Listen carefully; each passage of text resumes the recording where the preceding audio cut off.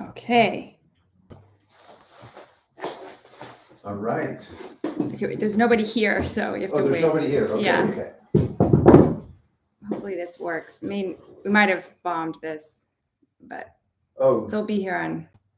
you mean that everyone's gone? Well, they all will have had to switch over. So let's see. Oh. Hopefully they come. Because you didn't get the seamless thing? It just didn't. Oh, well. Okay. I don't know why it didn't work. Let me try again.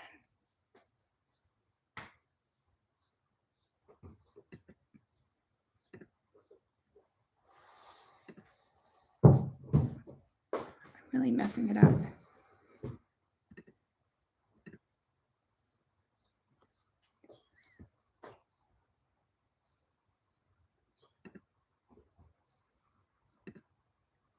Yeah, I'm messing it up. So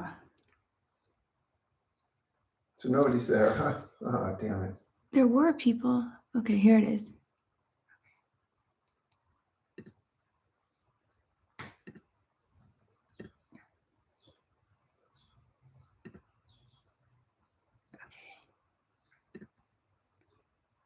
Okay, Laura Friday's here.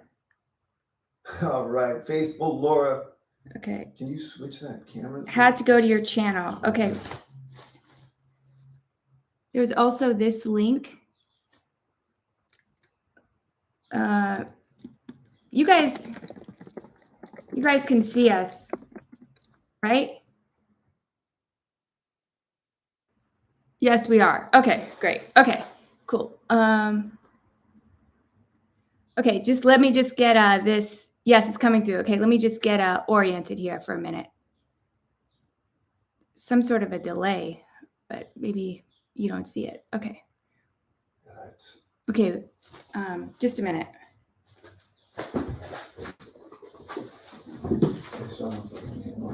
You don't need to. You each are standing right here, and I can feed the questions to you. I can stand where? You can just stand here, and I can feed the questions to you. Okay. All right. So do you guys have, and there's no delay. Okay, cool. So do you guys have any questions?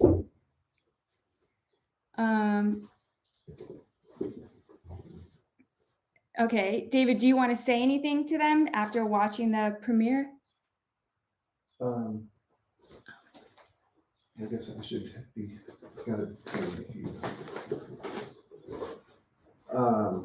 well, that was the first time I've watched that since we made it, and I liked it.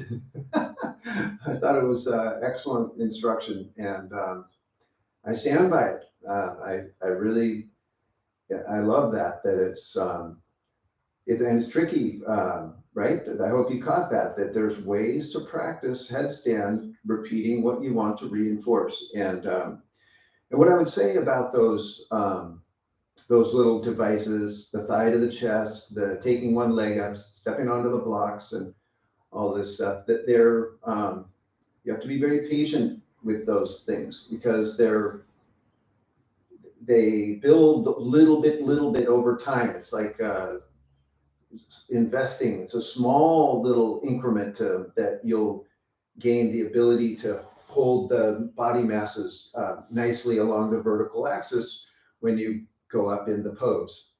Okay, so you have to be very, very patient and diligent with that work. It can take months or more than 12 months, a year or more of patient practice. And I've seen many students really benefit. And then one other thing I would add to the whole equation, which those of you who study with me know, is that I consider, like for Hatha yoga, right? And that's when you're going to do all of these poses that we do in Ashtanga. The most important pose you do is plank. Okay, that's just that simple. That because it's easy, and it strengthens your legs, your arms, and your legs if you use them well, and then also your core, right? And it teaches you to a very safe and easily accessible way to learn to stabilize your head, torso, pelvis in relationship to each other in their neutral positioning. Okay, so that pose is literally the source of all the other poses. And because it's a representative of Samastitihi, but it's got this challenge element to it, like that it's actually difficult to hold it, more difficult than standing, right? So anyway, any questions about the video or anything you want to ask?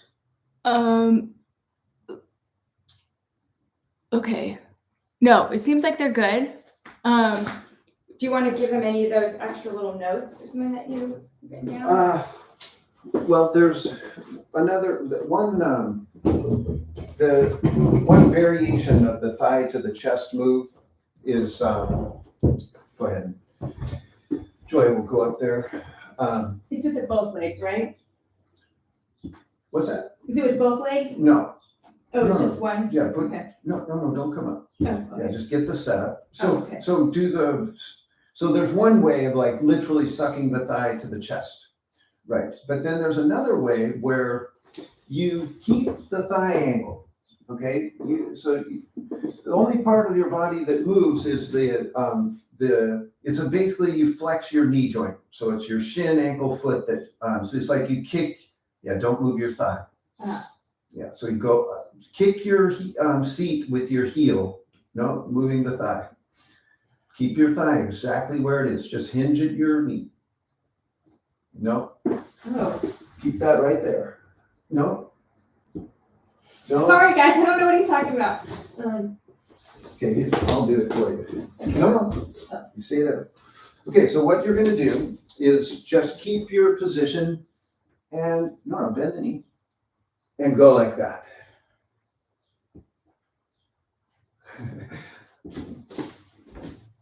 Yeah, you're moving your thigh, Joy. Wow, okay. No. I don't think I can do it. Okay, I'll try. Okay.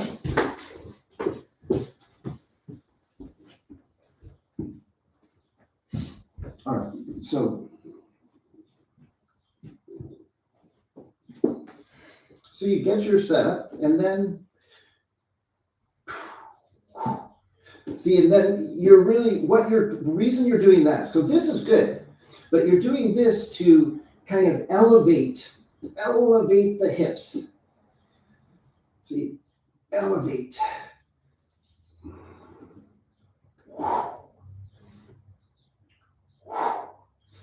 And you're working that danda.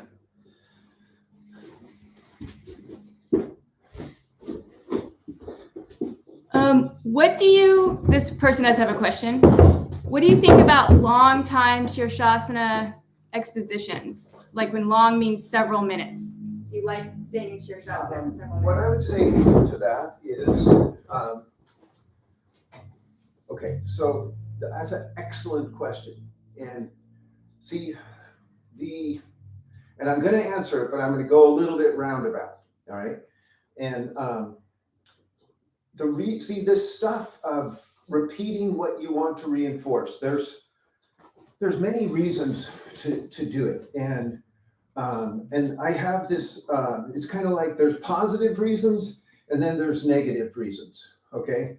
And I generally like to stay with the positive reasons and not be like, if you do this, then you're gonna pay, but there is a certain truth to it. And especially with headstand and inversions in general, is that we're talking about your neck, people, okay? And weight bearing on your neck in a faulty position, like if your head is forward or different, you want your skeleton to do its job of supporting you beautifully, like with alignment, okay? And so if you go up there in a faulty position and then hold it for a long time, you are asking for trouble, okay? And like to a certain degree, we're guinea pigs in an experiment. If you're really into hatha yoga and serious about it, like not that many human beings have done headstand day after day, and so the effect of that,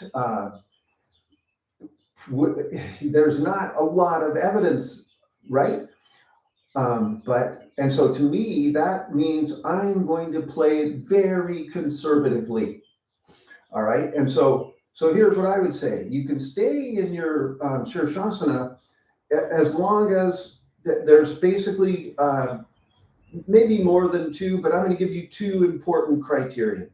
Okay. Number one, you can keep that beautiful danda.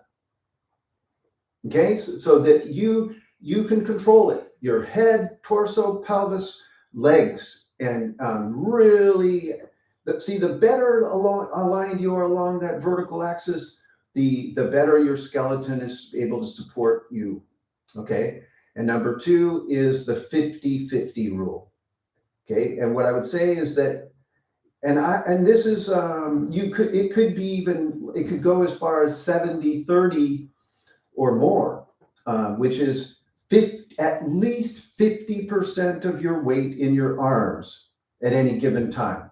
Okay, so only 50% of your weight in your head or less, meaning it could be 70% of your weight in your head or 80, or so like almost all arms supporting you. Okay, so if you drop below 50, where your arms get tired and then you're bearing weight on your head for a long time, this is not good. Okay, and this is what I had one note that I wrote down during that video, and I'm so happy that you asked that question, because this goes with the with this note that I had, which is I only said this in passing, and you might have missed it, but I said to you that you want to have your legs and arms so active. It's kind of insane how much you want to like root your forearms, lift your shoulders, brace your upper back, like actually try to strengthen your arms, and then reach up through your legs and brace your thighs, and as a continuous process. Okay, and this is one of my asana principles, is that it's called foundation first, and your arms and your legs are always the foundation of your pose. Okay, and I love that in the video I said foundation making. Go about your process of foundation making, and you can say that is happening continuously while you're in a pose. And you see, in the mind, it will jump to, I made my foundation and now it's done. So I don't pay attention to my legs or arms. And this is not the way to do it in any pose. So there's this continual kind of feeding of your foundation by this, continually lengthening and strengthening your arms and legs. Okay, I call it transforming your ordinary limbs into levers. Okay, and so a lever is an engineering term, and it's a long, strong instrument that you use to do work. Okay, like a tire iron when you want to change a tire. You need that big iron to do the work. Okay, and this is what you're trying to do with your legs up in Shirshasana. You're trying to transform them into these strong, powerful levers. And see, this is what's so interesting. This is my note, is that what I wrote is the arm and leg work is the meditation.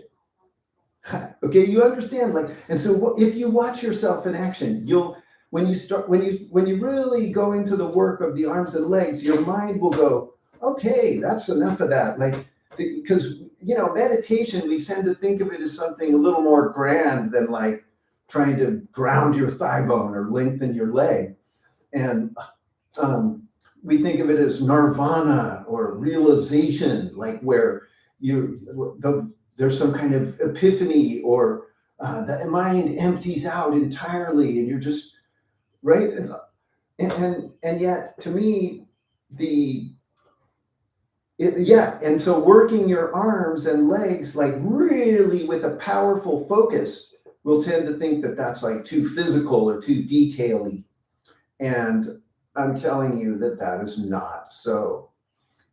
It is the meditation, and it's wonderful. Like it trains your mind. It's a discipline to stay right there in expressing your pose in the very moment you're doing it, right? And it's funny how we can get to this. We can think we always want a vacation, right? So we want to like do a little bit of work, and then we've arrived, and we can relax and sort of chill.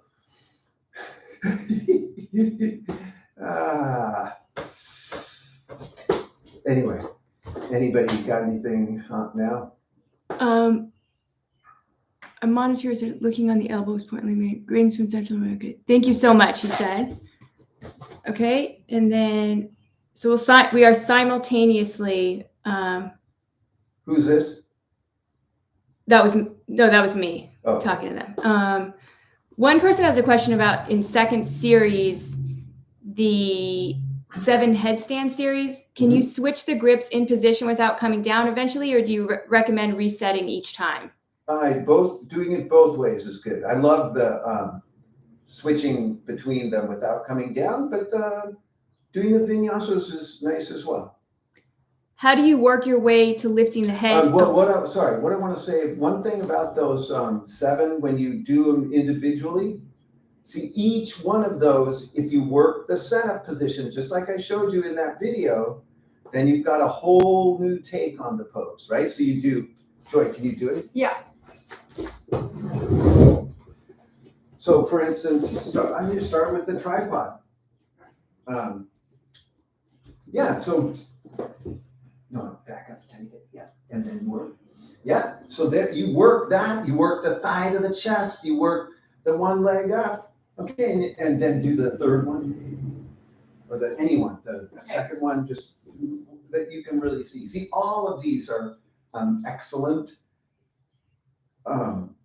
ways of working and working your danda and also strengthening your neck. Okay, but obviously these are more weight bearing on the head.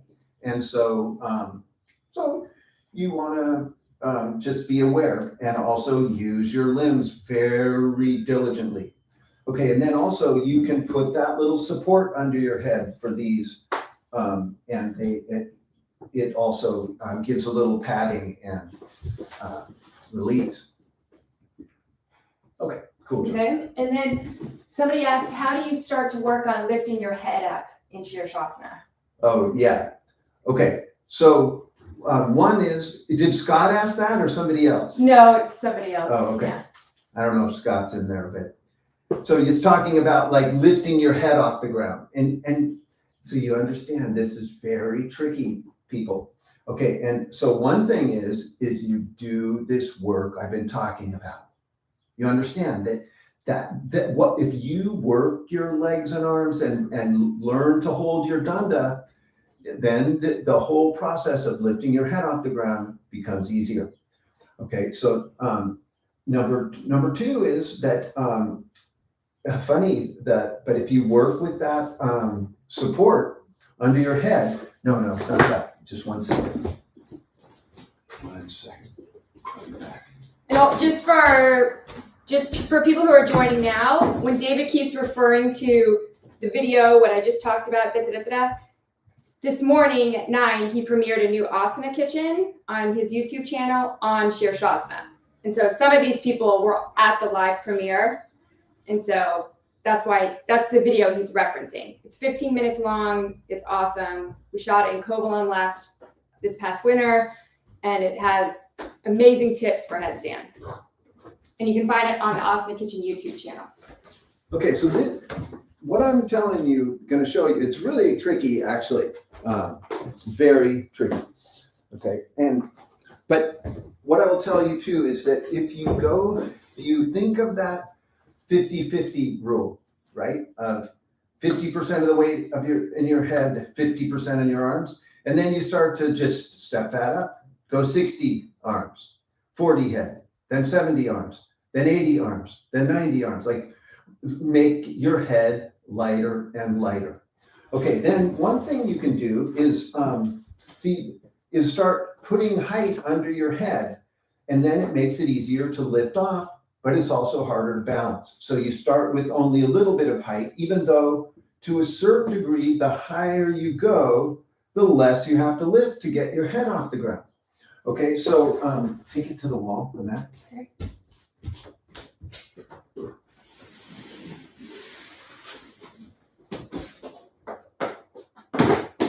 So you won't be able to see her that well, but what I recommend is you go to the wall and you get very close, like I showed you in the video, and then you put a little bit of height under your head. And we're using different thicknesses of blocks. Okay? The height goes in between, right? Yeah. Okay. Okay.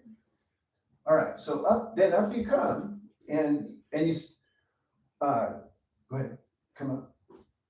Yeah. Yeah. And then start to put more and more weight in your arms. And then if you can, you try a hoist up move. You like try to clear your head off. And you got the wall there to help you. And then, okay, now try, that's good. She almost did it. You got it off, right? Yeah. Yeah. But did you hold? No, I mean, I can do it. Oh, okay. Yeah. Okay. No, don't force. I'm not trying to Okay. impress. All right.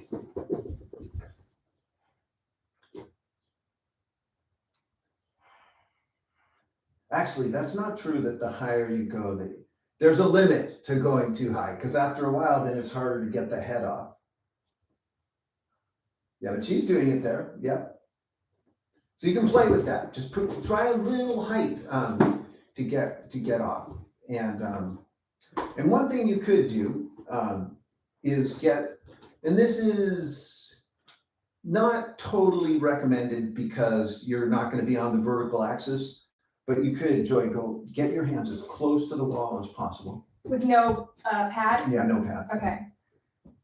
And then go up in headstand. Okay, and so what you could do is either take one or both feet to the wall and then try to lift. Yeah, you could do that. And I suppose you could do, you could also do this. All right, yeah, it's the other way. Okay.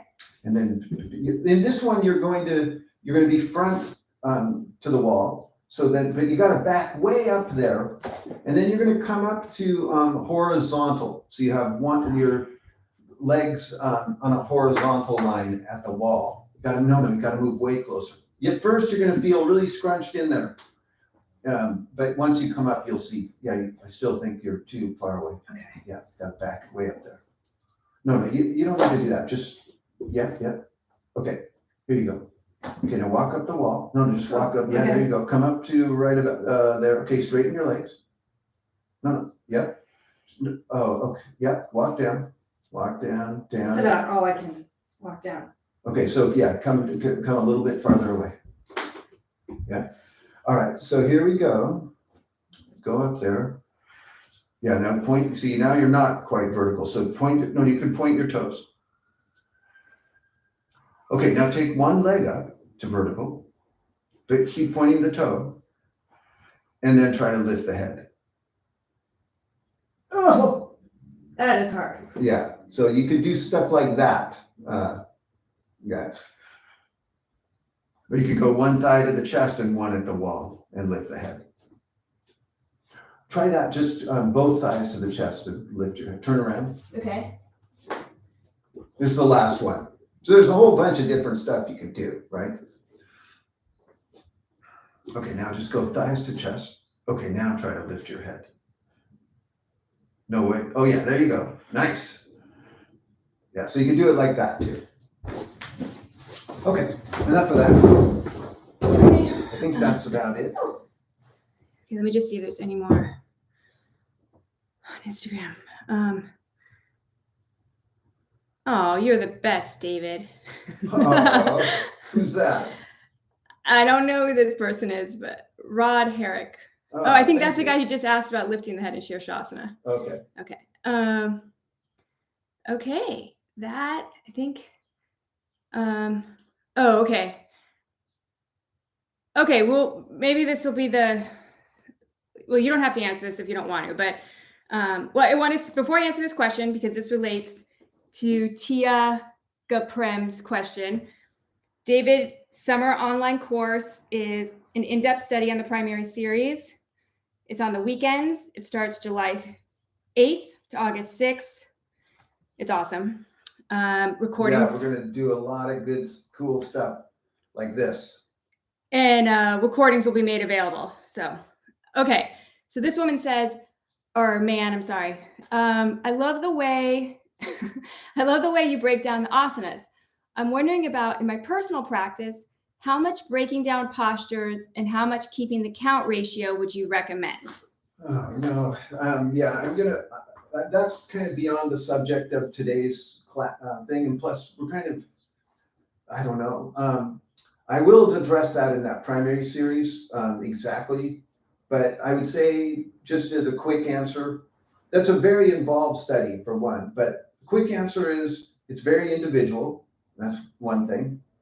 And also, you understand that this is an interesting ratio if you really think about it. But in like Mysore, there's a lead intermediate on Sundays, I guess, and a primary, and Fridays. Okay, and so that means that 4 days a week are Mysore style, and 2 days a week are vinyasa count. And I would say that's a pretty good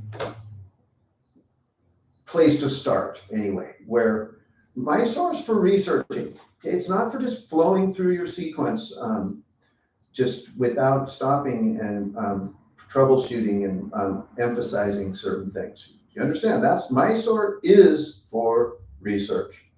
Okay, so you could say 4 days a week, you select projects and things. And of course you have some flow in some projects. And then 2 days a week, if you really want, then you flow all the way. And or you could do it once a week, just like some places it's only Fridays led. But that once a week, I like that because it's kind of a low ratio, you could say, that of emphasizing pure flow because it's only once in 6 days. But you understand what I'm serious about this practice, what you want to reinforce. And so when you go through that whole series without interruption, that is hard, right? That takes a master to only make up flow in such a way that you're doing what you want to reinforce, right? So there's very challenging people, like you be able to break things down and go and workshop things and experiment and bring in these drills that help you to stay whole and healthy as you work to progress. Okay. All right. Thank you for spending Saturday morning with us. Yeah, that was really fun. I very much enjoyed that, and it seemed like really good information. And so yeah, if you want more info on the primary series course, go to David's website, and also buy David's new book. It's amazing. It's awesome. You'll love it. It's super helpful. The reviews are amazing. All right. Okay. Bye-bye. Bye.